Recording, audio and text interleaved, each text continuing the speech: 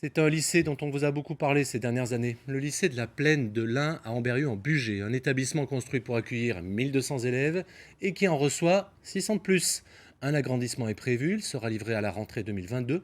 Pour le proviseur, les professeurs et les élèves, c'est enfin le bout du tunnel. Marine Zamit et Franck Grasso. C'était les vieux. Ouais, c'était les vieux. C'était les vieux, il y avait une allée ici, une allée ici. Léo n'est plus élève au lycée de la Plaine de l'Ain, mais le proviseur l'a invité pour un état des lieux. Là, ceux-là sont beaucoup mieux. Ils sont plus grands. Les nouveaux. Ah ouais, c'est du luxe ça. Désormais étudiant, Léo était de ceux qui avaient porté la contestation en 2017 contre un lycée abandonné, aux vieux préfabriqués par dizaines, au bâtiment central détérioré, souvent sans chauffage. Le comble pour ce lycée solaire des années 80. Le surnom de cet établissement, c'était Solaire l'été, Polaire l'hiver. Ce que je vous confirme. Maintenant, je ne vais pas dire que c'est un lycée climatisé, mais ça va beaucoup mieux. Ça me donne un peu le sourire, oui. Ils étudient quand même dans des meilleures conditions qu'il y a 3 ans.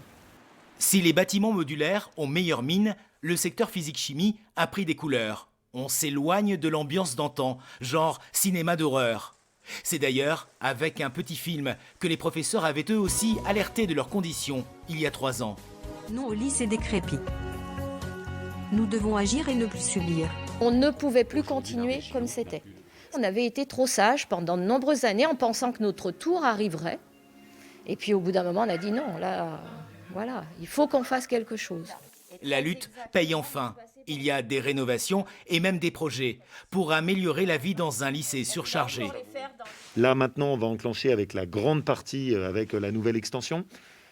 Après, voilà, dans notre pays, les règles juridiques, les marchés publics, tout ça, ça prend beaucoup trop de temps. Entre la construction de nouveaux bâtiments et la restauration de l'ancien, la région va investir 35 millions d'euros pour quelques 2000 élèves.